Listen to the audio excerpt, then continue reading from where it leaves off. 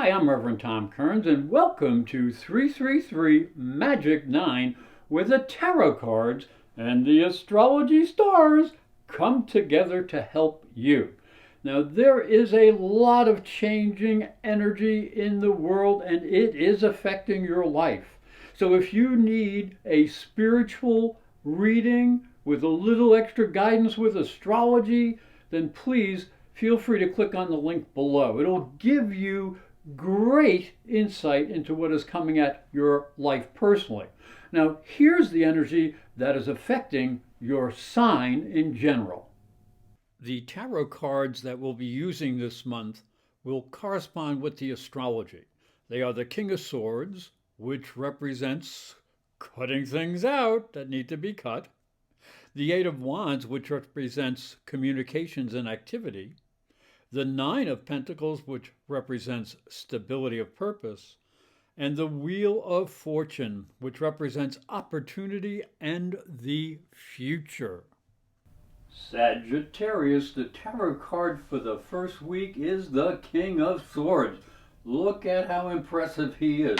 He is strong. He is determined. And you may need these qualities for even though the week is going to begin with some gentle, easy aspects, as we get to the end of the week, there may be a bit of a challenge that demands cutting frivolous activities, and you're famous for that, Sagittarius, so that changes can be made. So be cautious, but take needed action. So the month and the week begin with a Mercury sextile to Pluto. So there's Mercury, there's Pluto, and this positive energy connects your second and your fourth houses. So this suggests that you take care of your resources and your security. Put a plan in place, maybe make a good investment. At the same time, there'll be a sextile between Venus and Mars up here. So that's connecting your fifth and seventh houses, which may bring some good news concerning relationships and perhaps even business contracts or an opportunity to come before the public in some way.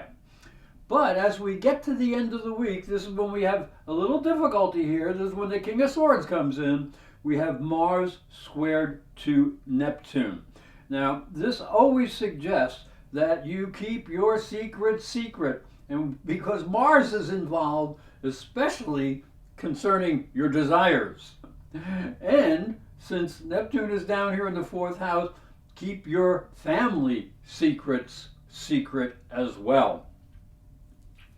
As we move into the second week, we have the Eight of Wands, and that's the tarot card that shows a lot of motion and a lot of energy and a lot of communication. So as we look at the card, we get a sense of all this energy. Look at down here in the astrology. Look at all that energy. My goodness.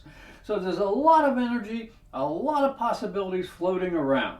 So listen carefully to the messages that come to you, be they from other people or from spirit or from your subconscious or conscious mind. Listen carefully and make smart choices, because this can be a very positive week when you act on the clarity of your intuition, and clarity is the key word there. So as we look into the astrology, we can see that there is a flurry of energy that's moving, and that includes positive aspects to Mercury, Venus, Jupiter, Saturn. Wow! This should keep you busy whether you're working, whether you're playing, it doesn't really matter. And then there's going to be a new moon that lights up your fifth house, and Venus will square Pluto, and Pluto's in your second house of resources.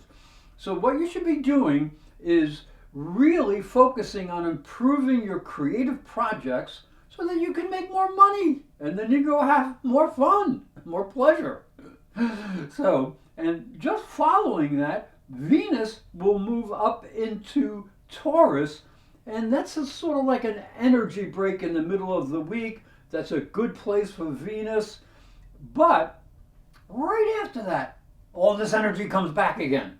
So get ready for action as a burst of energy brings excitement to the weekend. The Nine of Pentacles is the tarot card for the third week of the month. Now this card always suggests that there's a sense of self-control and stability of purpose. There is nothing much that can rattle this energy. And your progress is moving ahead. You're just ready for just about anything that can come your way. And that's what may happen. There may be some challenges that come your way. But because of this energy, you can stabilize challenges and turn them into advantages. So down here in the astrology, the sort of mixture of challenging and positive aspects. So Mercury and Venus in the 6th house will conjunct Uranus. Now that can be very exciting, bringing sudden and unexpected opportunities through your work or changes in your daily routine. So stay aware and be prepared. Don't get stuck in the mud here. Be ready for change.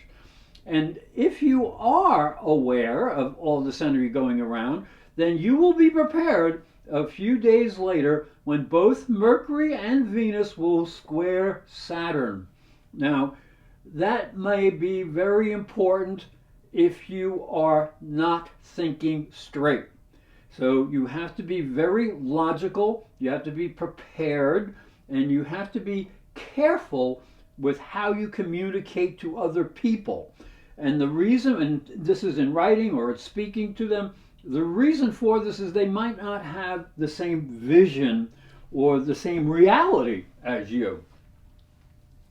As we move into the 4th week, the card for the 4th week is the Wheel of Fortune. Woohoo! This is an exciting energy that points to the future and perhaps even some good luck. Now, this is a good time to put new plans into motion as the universe is sort of like moving in your favor. And it might even be kicking you in the butt a little bit, telling you to get moving. So remember this, good fortune is usually the reward of hard work. And as we look down here in the astrology, the 4th week sees a very subtle energy change as slow but effective Pluto, right down here, changes into retrograde mode.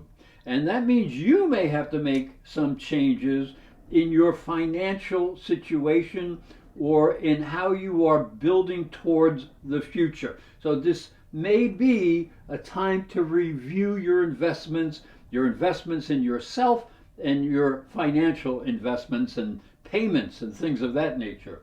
And this is probably going to be reinforced by a conjunction of the Sun and Uranus in the 6th house, which may bring some unexpected changes in your work situation. So you're going to have to let common sense be your guide when handling your work and personal responsibilities. Hi, I'm Reverend Tom Kearns, and this is my story. If you are a spiritual seeker, it may help you on your journey. I believe your spiritual development is as important as your religion. If you look at Christianity, it focuses on the life of Jesus. But Jesus was never a Christian. He was Jewish. If this thought intrigues you, you'll enjoy my new book, Light from Water, Freeing Jesus. It's available on Amazon.com and through fine bookstores. And it may help you on your spiritual journey. I'd like to thank you for watching and thank you for listening. Remember to subscribe because these videos are free and hit the little bell for notifications. And for a special offer, visit my website, internetpsychicreadings.com.